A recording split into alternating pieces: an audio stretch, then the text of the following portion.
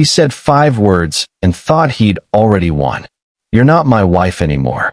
He said it standing in the kitchen we'd shared for 20 years, 3 suitcases already packed by the door, another woman waiting for him in the driveway with the engine running.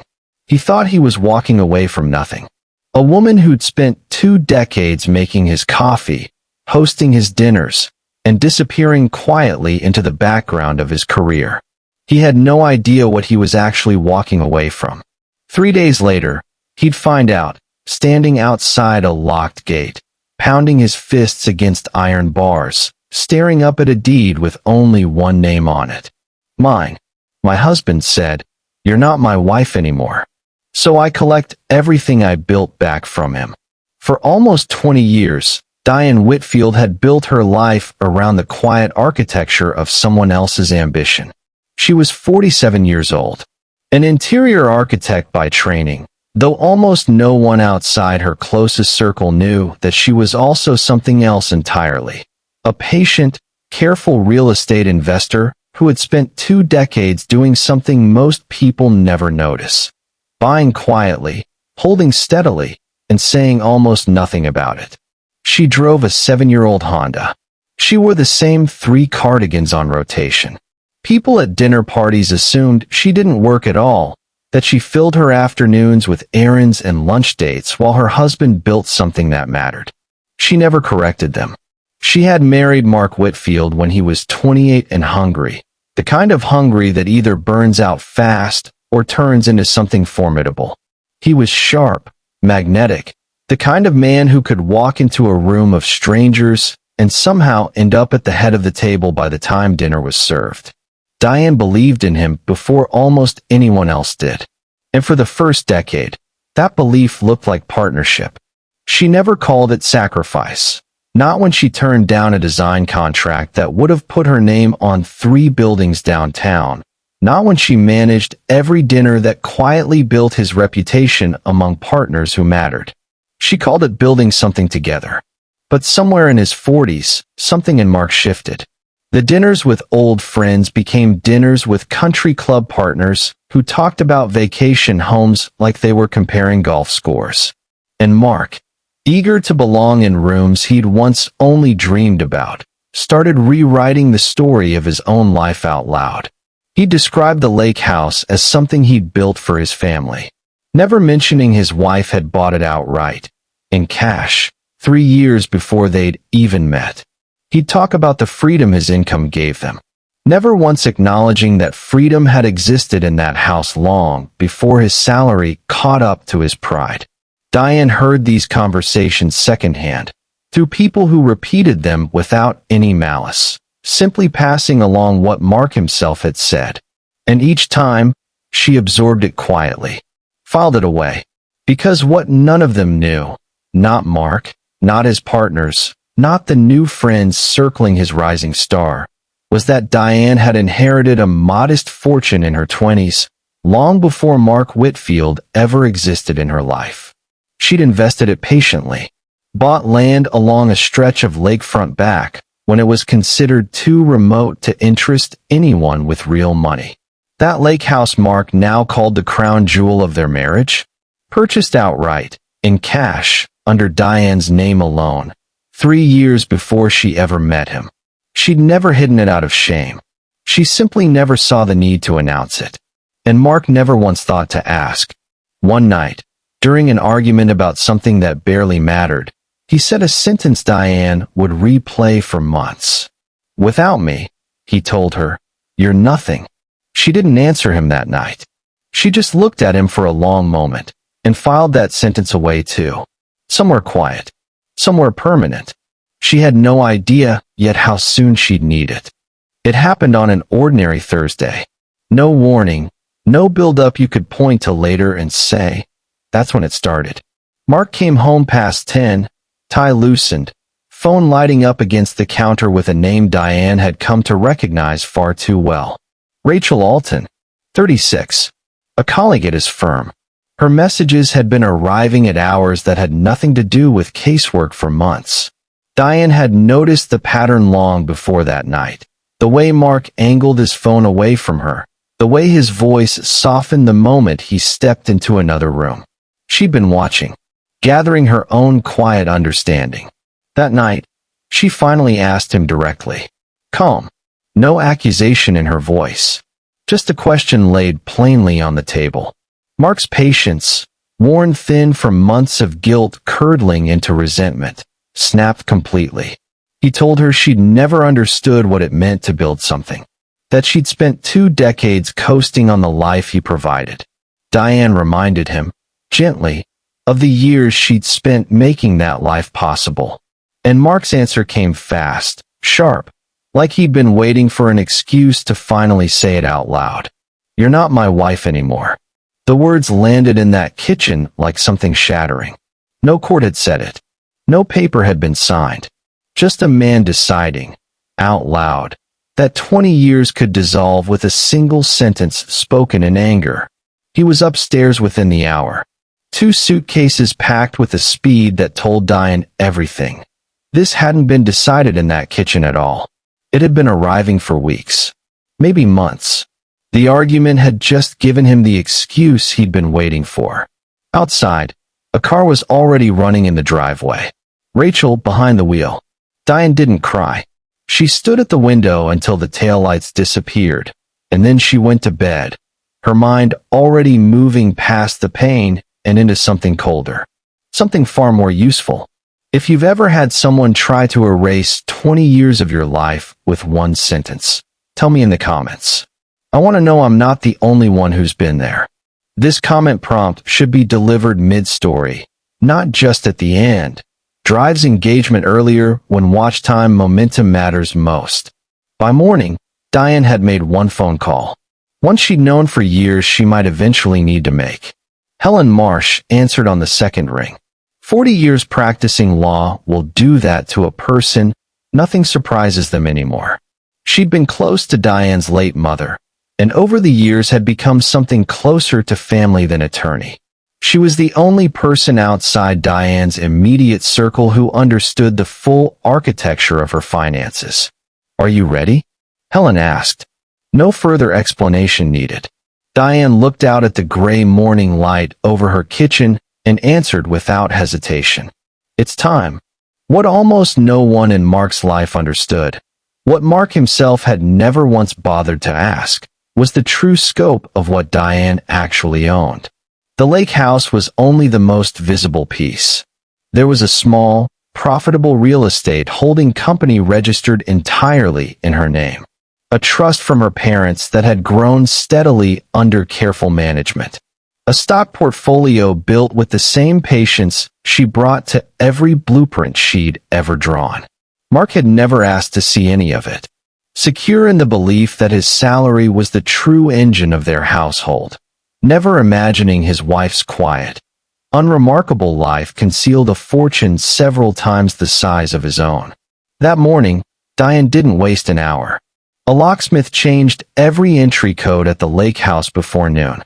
The property management office updated the ownership file, a formality, since her name had been the only one on the deed from the start. She called Tom Reyes, the property manager who'd overseen the grounds for 15 years, a man who'd always understood, quietly and correctly, whose approval actually mattered, regardless of whose name Mark used when introducing himself to guests. Her instructions were short, absolute. No one enters without my approval, she said. Not even Mark. Tom didn't ask a single question. He just said yes, and meant it completely. 3 days later, Mark called the lake house directly, light, untroubled, announcing he'd be coming by for the weekend to grab a few things he'd left behind. He had no idea the world he was about to drive into had already rearranged itself entirely without him. He arrived Saturday afternoon behind the wheel of his SUV, Rachel in the passenger seat, both of them laughing about something as the car wound along the familiar lakeside road. The gate came into view exactly as it always had. Mark pulled up to the panel and punched in the code from memory, the same 6 digits he'd used for years. Confident, unbothered. The gate didn't move. He tried again, certain he'd misdialed. Nothing. A short, Irritated laugh escaped him. The kind of laugh a man gives when he's sure this is nothing more than a technical glitch standing between him and something he already believes belongs to him. He called Tom directly. Still light. Still carrying the easy authority he always used with staff. Tom's answer was calm. Unmoved. I work for Ms. Whitfield, he said. Nothing more. Mark laughed again, waved a hand like he was brushing off a fly, and asked Tom to just open the gate. A favor between men who'd known each other for years. Tom's answer didn't change. For the first time all afternoon, something cracked in Mark's certainty. He stepped out of the car, walked up to the bars, and stared through them at the house where he'd spent 20 summers believing, without ever once verifying, that half of it belonged to him. Here's where you drop your strongest micro cliffhanger before a natural ad break. Something like, he had no idea the worst moment of his week was still 30 seconds away. That's when Diane appeared on the balcony. She stood perfectly still in the late afternoon light. No anger on her face. No satisfaction either. Just a kind of settled, quiet calm that made Mark's shouting stop entirely. Open my house, he called up to her. Diane didn't raise her voice to match his. She just looked down and repeated 2 words back. Your house. She stepped to the small panel by the railing and pressed a button. A screen near the gate lit up, the property deed, scanned and enlarged for anyone standing at the entrance to read clearly. One name at the top. Sole owner of record. Diane Whitfield. Mark stared at the screen, his mouth slightly open, the fury draining out of his face and leaving something closer to disbelief. You walked away, Diane told him. 3 days ago, in our kitchen. You told me I wasn't your wife anymore. She let the silence sit for 1 beat before she finished. I'm simply agreeing with you. Within a week, Helen called with news that, while unsurprising, still carried its own weight. Mark had retained a divorce attorney and intended to pursue an aggressive claim to half of everything. The lake house included, on the grounds that it had functioned as marital property for their entire relationship. Mark believed it too, with the same confidence that had carried him through 2 decades of courtroom wins. That confidence didn't survive contact with the paperwork. When Mark's legal team requested the full financial history of the marriage, Helen provided everything. Precisely, completely, because there was nothing to hide and nothing to fear from full transparency. The deed, dated 3 years before they'd even met. The holding company, formed 5 years before their wedding. The trust, structured to sit entirely outside the reach of any marital claim, regardless of timing. Page after page, the story told itself. And it was not the story Mark had spent 20 years assuming he was living inside. His own attorney went quiet somewhere around the 4th document. By the time he reached the stock portfolio statements, his tone had shifted completely, from confident to careful. A lawyer beginning to understand his client had badly misjudged his own position. Within days, that attorney recommended, in careful, diplomatic language, that Mark consider settlement rather than trial. He was very unlikely to win. Rachel's messages, once constant, started arriving less and less. She had aligned herself with a man she believed to be a rising partner with real means, and the discovery that the marriage he was leaving had been financially anchored almost entirely by the woman he'd abandoned left her recalculating everything. 2 days after the recommendation to settle, Mark finally called Diane directly, not through attorneys. Just the 2 of them, somewhere quiet. She agreed. A small cafe near an office she rarely visited. Neutral ground, belonging to neither their old life nor whatever new one he was scrambling to build. He looked diminished when he arrived. The posture that had once commanded courtrooms, smaller now. He apologized, and to his credit, it sounded genuine. He told her he'd let success distort his sense of what he owed the person who'd helped him build it. Diane listened without interrupting. When he finished, she asked one question. Quiet. Direct. Do you miss me? Or do you miss the house? Mark opened his mouth to answer immediately, the way he might have answered a hostile question in a deposition. Speed, confidence, covering for uncertainty. Nothing came. He sat there in silence. And the silence became its own answer, more honest than anything he could have said out loud. Diane reached into her bag and slid a plain envelope across the table. Inside, the settlement papers Helen had drawn up. Terms almost startling in their simplicity. No dispute over the lake house, because it had never been marital property. No claim against the holding company, the trust, or the portfolio, because none of it had ever legally belonged to their marriage. She wasn't asking for anything he'd earned, and she wasn't offering him anything beyond what fairness required. It was, in every sense, the cleanest possible ending to a marriage that had grown anything but clean. A year passed.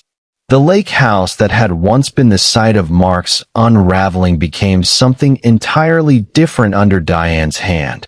Not a monument to a broken marriage, but a space built around her own values. The ones she'd quietly protected for 20 years while making room for someone else's ambition. Part of the estate became a small retreat space. Another section, a gallery for local artists she'd finally given herself permission to support. Twice a year, she hosted fundraising gatherings for women launching their own small businesses. Women who reminded her, in one way or another, of the quiet, patient ambition she'd carried through most of her adult life. One afternoon, almost a year to the day after that first confrontation, Mark happened to drive the old lakeside road. He slowed as the property came into view. New signage, small groups of guests moving easily across the grounds, the unmistakable feel of a place that had found its purpose.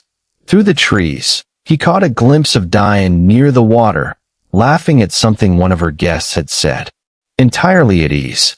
In a life that clearly no longer required his presence to feel complete. He didn't stop the car. He just watched for a moment. A woman he'd once dismissed as nothing without him, now standing fully in the center of a life she'd built almost entirely on her own terms. He drove on. Diane never knew that glimpse happened, and it wouldn't have changed anything about the life she'd chosen, even if she had. She hadn't built this chapter as revenge. She felt no particular satisfaction imagining his regret from a distance. What she felt instead was quieter and far more durable. The settled peace of a woman who'd spent 2 decades being underestimated and had finally let herself be exactly who she'd always been. She had learned, over that difficult year, that real strength rarely announces itself the way people expect. It doesn't shout. It doesn't need an audience. It simply stands still, calm and unshaken, while everything around it tries and fails to move it. He thought he was taking her future away that night in the kitchen. He never understood, not at the gate, not in that quiet cafe, that he hadn't taken anything from her at all. He'd simply walked away from the best thing that had ever happened to him, and left behind, without ever fully realizing it, the very woman whose quiet strength had built the life he once mistook entirely for his own. Let us know in the comments where you're watching from. We'd love to hear from you. And don't forget to hit that subscribe button so you never miss any of our upcoming videos.